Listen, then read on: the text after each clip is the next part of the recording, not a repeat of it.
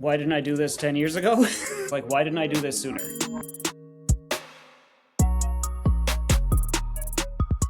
Hello, everybody, and welcome back to another episode of Truth Talks, the podcast that brings you real strategies for sustainable fitness transformation. As you might see on your screen if you're watching via video, but if you're just listening, you will not see, we have a very special guest with us today, Steve, Coach Steve, longtime Team Truth member Steve. Steve, welcome to Truth Talks. Welcome to the pod. It's nice to be on the on this side for a change. Been listening to them for a while, so it's fun to be on the in the studio. Yeah, the virtual studio. The virtual studio. It's so awesome that you're joining us because you actually were recording podcast episodes with Paris, I want to say 2 years ago. You guys were doing episodes around your journey to stage and when you guys were competing in men's physique together. So this is kind of this is the next iteration of the podcast for Truth Body Systems. And so I'm really excited that we get to have you on in our official studio here today. Yeah, that the Adonis Project ones were pretty fun. Paris, myself, and Munene, and certainly it was interesting to watch those as we slowly got deeper into calorie cuts, and the conversation got really kind of dark and spiritual almost by the end, because we didn't have enough calories to get the brain really working, or working too much. So it's nice to be on a more casual version of this now. So yeah, it's there's awesome. Still some diamonds in those episodes though. That while back I just kind of re-listened to a few when I was on the GO train, and I was like, you know what? Those were actually there were some really good valid points in there. We get some good mindsets. I definitely found that we got pretty deep. It's as we got more comfortable doing it, and as we kind of stopped thinking of the same, and we got in some pretty good rabbit holes of information and discussions. So Absolutely. Awesome. Definitely good time. I'm excited to be on here with you guys because I wasn't in those ones and go down some new rabbit holes. But I think the cool thing is that those episodes were documenting your guys' journey to stage. And I know, Steve, for you, getting to the stage and competing in men's physique wasn't just about the competition. It was really about for those of you who don't know Coach Steve, he started out as Client Steve, still Client Steve, but also Coach Steve now. It was going to stage to prove something to yourself. And I was hoping that we can unpack that today because I think it's really powerful. And I'll let you do the mic drop moment. Yeah, so awesome. And Paris, Coach Paris and I, we kind of hooked up randomly through my wife. She met him through another channel. And when we started getting together, it was, I was kind of in that post-COVID lull, and then realizing that I'm late 30s. I haven't really done much specific training for a long time. I'd been kind of floundering. So then it was just, well, let's see where this goes. Let's try and take the reins again. And then the goal was to try and go into my 40s in better shape than when I went into my 30s. So cool. I always thought I was relatively athletic, but I never really, it's been a long time since I trained with any kind of purpose. So it was really kind of, it started out as, let's just try and, work out and see what a coach can do for me. And okay, sure, we'll learn how to count macros and we'll exercise with a plan. And then next thing you know, Coach Paris kind of suggested that there's a possibility of going on stage and doing one of these shows. And I told him he was crazy. And a week later I said, okay, let's do it. That's awesome. I have a tendency to challenge people in what they think is possible. Yeah. So when was can you put that first show date in relation to that crossing the 40 threshold for us? What was the timeline like? So we started, I'm pretty sure it was July 1st. I started officially training with Truth Body with Paris, and I turned 40 at the end of that month. The end of July is my birthday. So we did that, and then we did kind of some specific training and some body recomposition stuff, that are kind of general purpose things. So that would have been July 1st through till kind of December. And I think that around when December is when Paris said he was going to go on stage. And I'm pretty sure I jumped on board about just before Christmas. And then we went on stage. It was May, I believe, the next year. So I was, so I yeah, I turned 40 in end of July. We just turned the new year, and I was approaching 41 Nice. when I got on stage the first time. Yeah, so it was an interesting time of my life for sure. Yeah, and I think the cool thing about that is it just kind of goes to show like mindset is everything. Like you decided that you were going to be in better shape in your 40s than you were in your 30s, and because you made that decision and didn't have any limiting beliefs around, oh, I'm 40, I can't do XYZ. Instead, you said, hey, I can, and let's see where I can go, and let me follow that up with a really big action. So I think that was kind of really cool for me to see from my end as well, because obviously we talk to so many people which for some reason they think past 30 or 35 or 40 or 45 or 50, all of a sudden there's like is you can't make any progress. Like it's just all of a sudden this wall that you hit, when in reality it's really not. Especially like Steve's not somebody who had been doing specific training for physique development from when he was 19. Like he wasn't that guy. Like he was active, he was doing rowing, he did running, but in terms of making specific training and dieting for physique related goals, like that started pretty much when he was turning 40. So for Mm-hmm. anybody that thinks like, oh, it's too late, I'm 40, it's like, well, it's not. you know. No, and that's the thing, and it's funny because since I've started and I've been kind of following, you see on social media a little bit more. You hear hear guys talking at work, and there's more and more discussions of these that over 35, that over 40, they've put this number on it. And sure, physically, I mean, maybe it's harder to put on, maybe it's harder to do things. Maybe the body is, you're fighting time after a certain point, but certainly it's easier to put on weight when you're over when anything over 20. You used to be able to eat 2 Big Macs, go for a run, party all night, and survive the next day and never put on a pound. And then all of a sudden you got to be a little more specific. But other than that, they've put this number, somebody has put this number that 30, 35, and I don't know, like it's hard work, but it's no harder than if I was 20. It's just, the time management becomes a bit different, trying to balance out a family as opposed to just, maybe a part-time job or maybe a bit of school. It's so other than balancing the life out, it's really like there's no limitation. That's the only limitation, is like you said, Paris, is that mindset. Like nobody's, I was looking in the mirror and saw that I wasn't happy with how I looked, is really what it came down to. And I'm like, I followed a couple of online programs. It's easy enough to find a 5-day split, a 4-day split, go to the gym, but without some kind of guidance and accountability, I'm like, if I didn't want to go to the gym that day, I didn't want to go. And Mm-hmm. without kind of a plan, a specific plan to kind of help show me that there's better ways to do it. It wasn't really, it's not like, yeah, it's not like I said, oh, well, I'm over 30, I can't do this anymore. It's just, I don't like how I want to look or how I'm looking, and I want to change that. So I need to go to somebody who can help me to kind of look from the outside. And yeah, it's not like I can't put on muscle, I can't change weight, I can't adjust my diet, like I can't change my habits, like all of those things I've done. So it's not a matter of this, you hit 35 and you can't do it anymore. You just have to train different, I think. It's interesting because you touched on like the difference between, once you're 40, like it's life stage. It's not age necessarily, right? You spoke to the other responsibilities that you have now that you didn't have at 20. So when you were thinking about, like juggling family life, and like your kids are also both involved in like sports, and you work shift work, and like that's a huge job for you, right? Like all those things that weren't maybe applicable in your 20s, just change what kind of planning you have to do. And that's what kind of, I think, what I'm hearing you talk through, Steve, is like when you're looking for that plan that fits you, it has to really take all of those different life stage variables into account and those responsibilities. And it does, but it doesn't mean anything differently for what you can actually achieve, or what outcomes you can Mm-hmm. reach, or what goals you can achieve.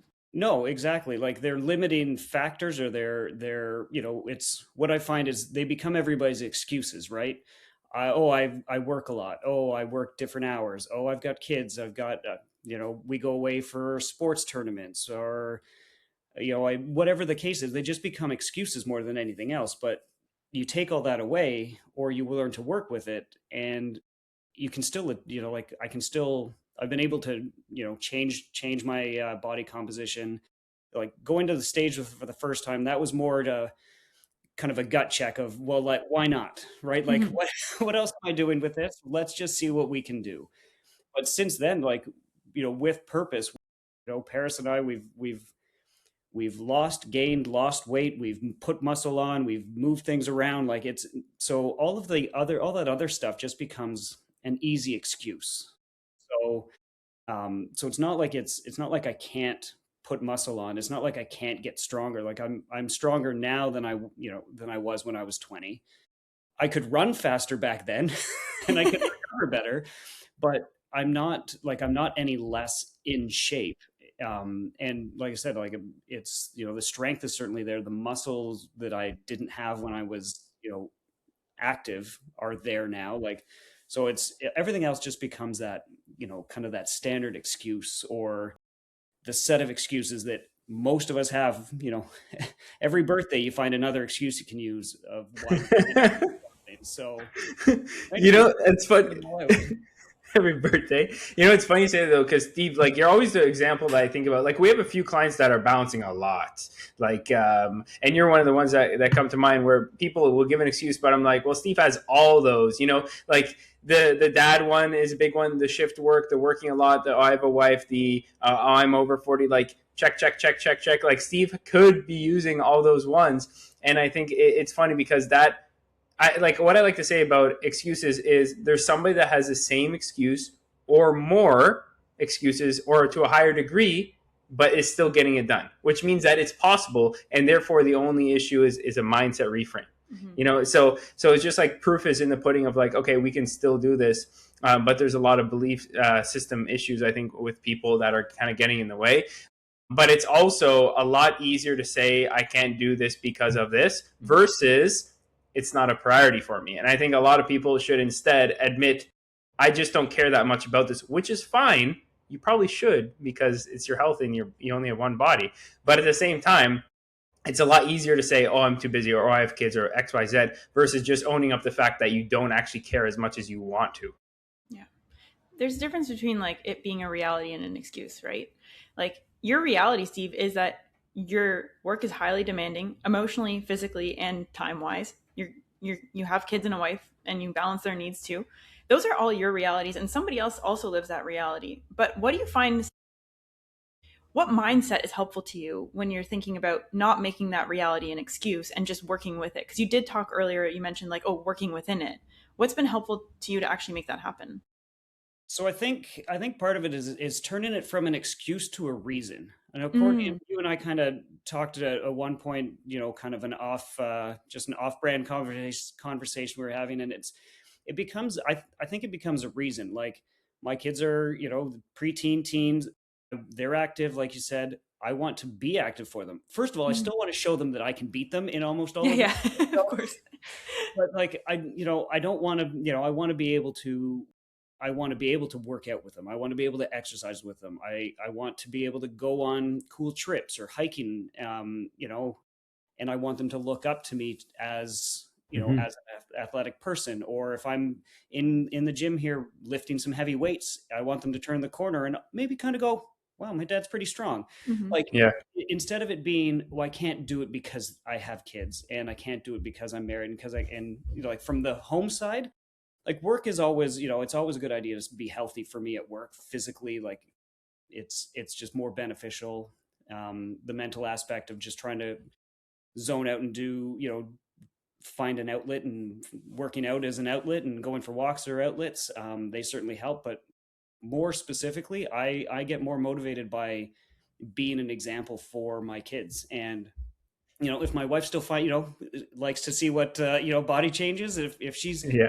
if but it becomes a reason to work out and a reason to take control as opposed to an excuse. And I think a lot of people, me included, like through my 30s, that's what it was. It was, well, it's easy, right? Like you said, it's not a priority, that everything else becomes a priority. And then all of a sudden, when it became a priority, those excuses just turned to reasons. It's easy to it was easier to make that flip once I understood what I was trying to achieve. And then it's not, it's not a burden. It's busy and it's tiring, and there are days where you don't want to do it and you just kind of have to. But when you look at the overall effect, I can say that, yeah, my kids are busy at school. My wife's busy. My work is busy, but I've been able to make that make exercise and meal planning and accountability to a coach. I've made that as part of what's going to make me a better parent and a better partner. So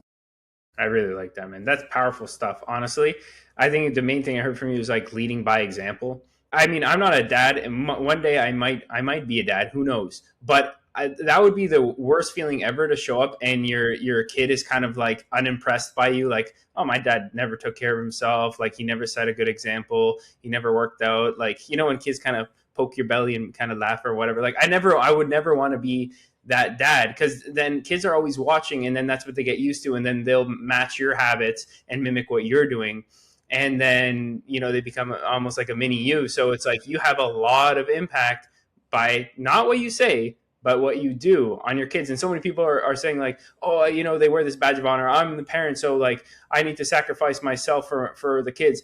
Well, you're doing them a disservice by not taking care of yourself, because they're watching. Yeah. yeah, and you want to be around for them too, right? Like, I've got some Yeah, friends who are a bit that's true. older than me, and they've got young kids now. And if I look back, like my dad was 41 when I was born, Mm. and you know, he always he seemed young, but at the same time, when like growing up, he was an old man to me. Like he was, he just seemed like that older parent, and he was, he wasn't particularly, he was busy at work, and that was his thing. And he liked to golf, but he was never particularly active. But it was, like I look at it now, like that's basically the same age as me, you know, and my kids are older, so I feel like I can be more active with them now, and then going forward, right? Like I said, I still gotta be able to beat them in a running race sometimes, or I gotta still show them who's boss. So, Yeah, yeah, of but course. but yeah, that it's all about an example. We've got neighbors, or you see people, coworkers, and you just see the example that they're setting, and that's just not who I want to be. And I want them, kids to look at me, or maybe some of the, other family members or friends, and kind of look and go, well, he's doing it. That's Mm-hmm. Yeah. Yeah. Have you gotten any of that kind of response before? Because, like, there's your kids, of course, leading by example, but I feel like it's a different level when it's like your peer group, right? Because so many people who are in their 40s carry that mental barrier of, oh, I'm in my 40s, therefore I can't make it happen. Right. Or so do you feel like you've had any interesting like interactions with other people where they've either, voiced those kind of barriers? How have you entertained those conversations? oh yeah, for sure. Like, I've got a couple, my kind of core group, and I've got some really good friends that have been following along, and a couple of my buddies, they've reached out, and they're like, well, okay, you're doing it, I got to do it now. And so we have that, like, that motivation for each other, and I see them working out, and I'm like, okay, well, I didn't want to work out, but you've gotten off your butt to do it, so I better go. So I've had a lot of really good positive interactions, and a lot of my friend group, we're all about the same age, or some of my closer coworkers, and we all have those same that same set of rules, responsibilities that we have to deal with. So we've had a lot of we've had a lot of back and forth. A couple friends trying to get back into something that they hadn't done in a while, and they're like, okay, well, clearly there's a way to do it. And then I've had the playful jabs, especially, I still get comments about how orange we were, for the show. Oh, and for your tan, with your Yeah, and they tans. asked when I'm putting the Yeah. Speedo back on, and I'm like, they were short.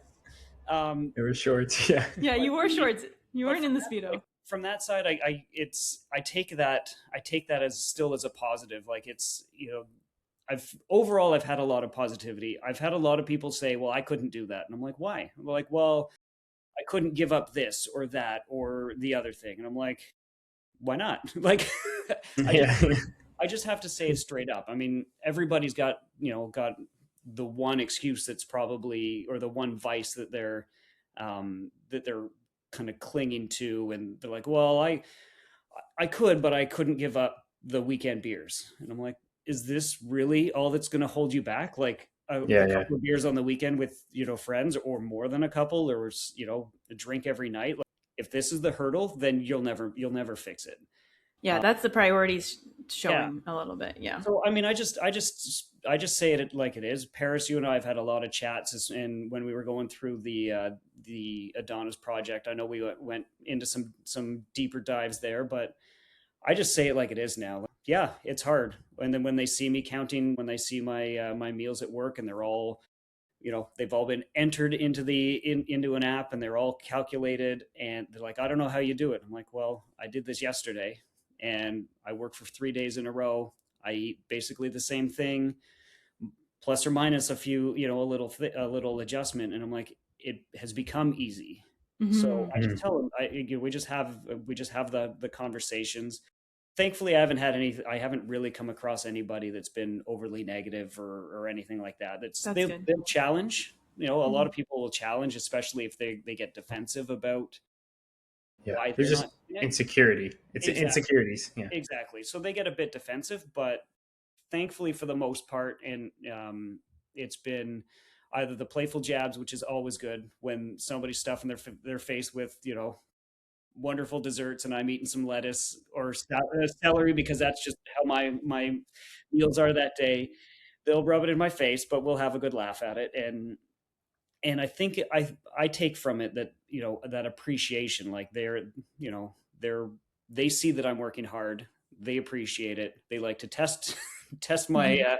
my limits there, but yeah, we just have the good hard conversations. And if I can, if somebody can look around and maybe change a habit, change a lifestyle, or get motivated on their own to start doing something, that's a bonus. And then it just drives me to work harder, because, you know, I feel like I've had an impact, like you said, outside of the family, into the social circles. And it motivates me. Hopefully it motivates them, and it just gets into a really nice positive cycle, especially for all of us, guys that we start calling ourselves the old farts around work, and, and things like that. So it's nice to kind of band together with that. absolutely. And the funny thing is, though, Steve, like from a performance perspective, your job is also requires you to perform physically as well. But in the gym, man, like you're also seeing the benefits as well. Like you were going rep for rep with me for a lot of lifts, when we trained together, which is pretty impressive. Like people say, "Oh, you don't know how it is when you're in your 20s." It's like, yeah, I'm 28. Steve might be in his early 40s, but like he's going rep for rep with me, and the guy only started lifting, in the grand scheme of your lifetime, like relatively Right, a few recently, years right? ago, right? Like, So, and I'm not weak either. no. Yeah, and I'm not weak. So that's pretty damn impressive, man. So I think that just goes to show it's like, okay, well, obviously, we can be pretty damn strong. And they might be laughing now about, maybe your choices and poke jabs, which is all good fun. It's not like anything that's truly negative, as you said. Usually it is a little bit of their own insecurity, which I won't get into. But the thing is, in 10 years from now, you're going to see the difference of what you're doing versus what everybody else is doing. And the gap is going to get scarily Mhm. bigger and bigger and bigger, because you start to see that this, even with my friends, I've seen the people where they kept up, the training and eating well and all these things. And then you see the other ones who just kind of didn't prioritize that. And right now the gap is big. Yeah, Like, it and we're only, compounds. from Like, 20 to yeah. 28. Imagine that Yeah. 40 to 60. Time can be your biggest asset, or it can be kind of, I don't want to say your enemy, but like it can just slide by, and the compound effect of your actions over a certain amount of time will show you the true effects of those actions, right? It's not like, I think that's the cool thing, Steve, is like, now that you're into your 40s, you can look back and say, okay, how did what I do in my 20s, get me to where I am? How did what I do in my 30s get me to where I am? How am I, and then be curious about like, what am I doing in my 40s, and how's that going to get me to where I am now? So like, I want to go back for a second to Mhm. how you started kind of this phase of your journey by saying, okay, I want to enter my 40s differently than I entered my 30s, or more fit than I entered my 30s. When you look back on your 30s versus now, what's the kind of story that you're like telling yourself? Why didn't I do this 10 years ago? Like, why didn't I do this sooner? I don't like to sit on the regrets the same, but yeah, why didn't I start this sooner? Why didn't I realize a lot sooner that I couldn't do this on my own? Like Mm. the information on the internet's too vast. There's too many different opinions. There's too much garbage. It's hard to sift it through. Like I said, like I was active. I did I did running. I ran my first marathon in my 30s. I thought that was pretty cool. I didn't like the running. I didn't like the marathon part. I like running, but I don't know why I resisted for so long of why I can't do this. Like I could do it, and I've heard it before too. Like, oh, I know what to do. You just eat right and you exercise. And but I didn't do it, and I didn't do it consistently. And so looking back, I'm like, yeah, I was not completely out of shape, but I'm like, why? Yeah, why was it not a conversation I had with myself 10 years ago?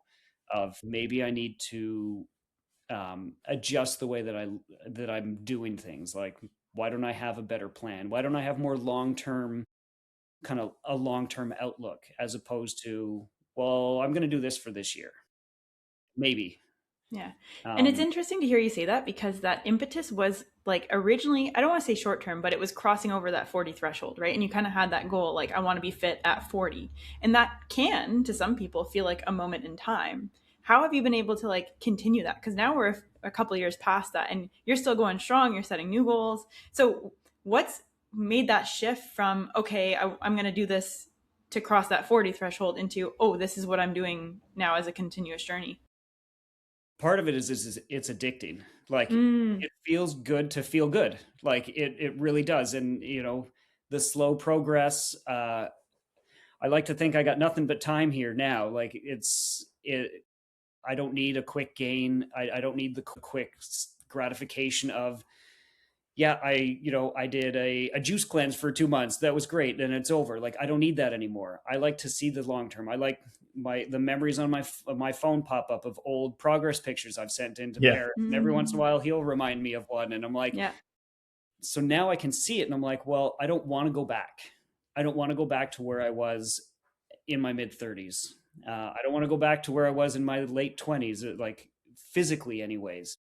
Um, and yeah, like going rep for rep with Paris at the gym, like all these little things, it feels good. I add an extra weight on a bar. I do an extra rep. Like it feels good now. So I don't need to. Yeah, it's been a couple of years. I guess I'm in mid 40s now, as opposed to crossing over that barrier. So now now it just feels good. So like the momentum is there. Week to week, the momentum shifts, and like everybody else, you have the weeks that just don't work and the days that just don't work. But when I look on the whole, I'm like, overall, the effect is still so positive that I wouldn't want to stop that train now, right? Like, I, I I would, it would be very bad if I went back, and a year later I've regressed and lost what I've made. So yeah, now it's just nice to keep pushing it. I just want to acknowledge that we all heard, right? We all heard Steve say, "I don't want to go back to where I was in my 20s." Can we just acknowledge that for a second? Like, I feel like that's Crazy. very rare because there's so many people Yeah. out there that feel like, "Oh, if I could just get back to where I was in my 20s, or if I could just get back there, or oh, it's never going to be the same as it was." But it can be better, So much better. right? Like you are huge proof of that. It can be better. Like, I'd love to go back to 17, 18 me, and with the sports I was doing and the Mm-hmm. shape that I was in, like physically, yeah, like I could run like the wind, and I could eat a slice of pizza and half a pizza and go for a run and be unaffected and do all the things, be invincible for that stretch. But at the end of the day, like I'm so much happier with how I actually feel and look now than back then. I don't, and I don't judge myself. I judge myself as much as everybody else, but yeah, I don't want to go back to the 20s. Like, in terms of physically, I had some good times in the 20s, and in my 20s and 30s with some wonderful memories. But physically, why would I want to go back there when I spent probably 15 years getting to the point where I reached my turning point? So Yeah. That's to think Holy. about that. Yeah, you just kind of like, in your terms, I know you told me before, you just kind of like floating around for 15 years, and then you were like, okay, let's go, let's press the go button. And Yeah. it's funny, Steve, is I still remember our first consultation call with you. I was still living in Guelph. And I got off that call and I was like, all right, mom, like I have a new client. He seems to be doing well. And she told me, she's like, he's going to be a really like good client and like a good part of your business. And that was like 2021. And then here we are. And now I'm reviewing your form videos and you got like veins coming out of your delts and I like spider web of veins. And I'm like, I still remember your first set of picks. No offense, but it was Yes. closer to a bag of milk, right? And It now, was. and now we're over, And in shape. and now we're looking and you're sending form videos, and you got like a spider web of delt veins. I'm like, what happened? It just kind of hit me when I was reviewing your form videos this week. I was like, wow, man, that's pretty cool. And yeah, I just think it's inspiring for me too to see, because like now I'm like, okay, well, if I keep doing what I'm doing now, what am I going to look like when I'm Steve's age, you know? And I think I like my peak physique will probably be somewhere around your age. I do think so. Personally, maybe even a little bit older, I'm hoping. So it's kind of inspiring for me, and I think some of our younger clients as well, to see like, hey man, this is a long game. Mm-hmm. This is a long game we're playing. Everybody wants that quick fix, right? Everybody wants that quick, let's diet for 6 weeks before bathing suit season and everything like that. And I'm so done with that. And now it's like I'm not at my peak yet, right? No. I thought I peaked back in 17, 18, 19 years old, 20 years old, and then I didn't. And then Yeah. and now, like you said, like this is I'm in, I've got muscles that I didn't have, that I haven't had for 20 years or forever. And like, so I don't know where my peak is yet. Maybe my peak will be at 50. Who knows, right? But that's we'll the cool find thing. out. It's like, I think if you are on this continuous journey and you stay invested in it for the long term, two things can be true. One is you are always at your peak because you're always looking back being like, I'm ahead of where I was before. If you stay invested and you stay in the journey, you are always at your current peak, but your ultimate peak is always still ahead of you because the gains keep going, right? So those two things can be true at the same time. But I think that's why it's so important to like just stay in it. And once you're in it, like you said, be fueled by that addictive, tendency that might come with the feeling good. Yeah, there's worse things to be addicted. Like, absolutely. better yourself is hardly is hardly a bad motivator. I want to hear some like two answers from you, Steve, before we start wrapping up for this week. I'd love to hear one myth about fitness in your 40s and a truth about fitness in your 40s. Ooh, a myth is you can't. I think the fact that you can't actually improve. That's the myth. Physically, I think that's the myth. You can try a few things. Maybe you can start running, and pickleball's big now, but but the myth that you can't actually improve physically, I think that's the myth. The truth, it's hard.